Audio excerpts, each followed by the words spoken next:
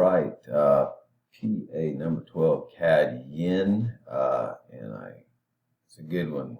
Finally got a good one, and it surprisingly was simple and straightforward, and it's like a double megaphone, pretty much to the T, which is essentially just a pullback, a trap on my trading time frame, and then another pullback into that trap area and a release kind of thing. And this worked out really well. So this is CAD yen on the 15.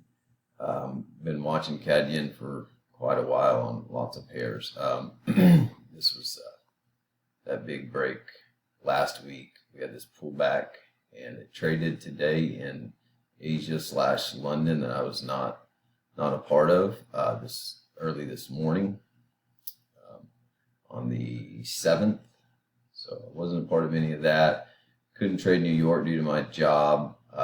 Probably won't be able to trade New York at all or be much in the elite community this week just because of my full-time job. But so I'm making it a point to trade Asia when I get home, which is now. Anyway, so the move was up, had a pullback, went. It did not make higher highs, but we had lots of volume down here in this move that went up. Looking at that on the 15 minutes, I noticed we held up here with high volume again in the top. Not necessarily I like it at the top. And we couldn't go anywhere. We kind of resolved down, but we didn't resolve lower than this. So I was looking at this as we had a demand here. The buyers are buying. The sellers were giving slow discounts. Buyers were buying, so the demand is there. Tons of volume. I broke to the upside. Lots of demand. We held volume in this area.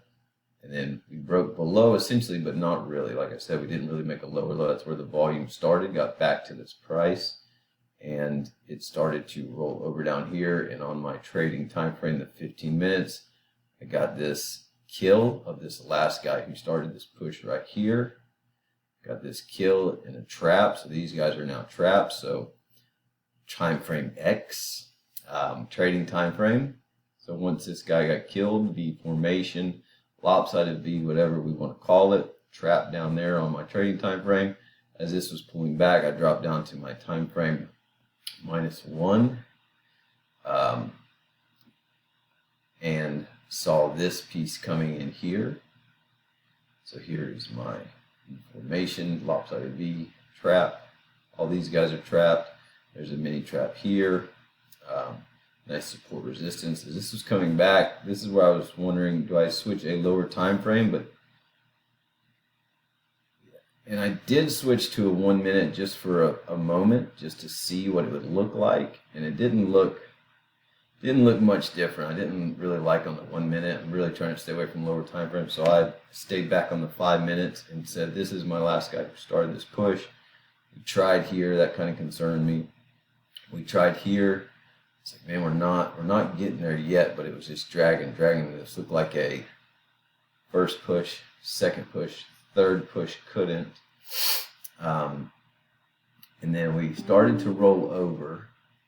I looked at this candle as, okay, that's going to be my next megaphone. So it was first megaphone here, kind of guy, megaphone-ish. And then my second megaphone I looked at, this is the guy who started kind of right here, and this guy. So, and the way I was watching, I kept wanting to enter here because I was like, man, something about it with all this volume coming up. Look at all this volume right here. So there's definitely interested volume from this guy still. So I wanted to get in early, but I didn't, which I'm glad I didn't. I'm glad I didn't go to a lower time frame because I let this come. I still think it was a little early, but as soon as this guy closed, I said, that's it. Any support resistance, I'm taking it. It pulled back into there, and I got the best price I could. It filled me in here with a 4-pip stop, or a 4-pip spread. And I was watching correlation as well, and I think it was CAD USD was doing similar, or USD yen was doing similar. And I noticed that it could possibly, once we had our second, maybe this was actually, I was looking at, maybe this was our kill on the second megaphone. If that was our kill, it could still try to test back support resistance somewhere and then go. So this didn't concern me too much. And then we blasted up for a nice 1.9 R gain on this one. So good deal. I went in my full size on this, 2%. So yeah, that's a win. That's my first megaphone trade, we'll say, but that's essentially what I learned in the unicorn program, where it's you find a flow is up, demand is up, you find a pullback. Now, one thing I didn't talk about was my nice level. I was a little high in the sky. I did have a level here and a level here that I was watching, and if I pan out, I guess you could kind of call that somewhat of a level where it halted here, and we're kind of in that same area. So I said that could be a level, especially given that it looks like the buyers are back.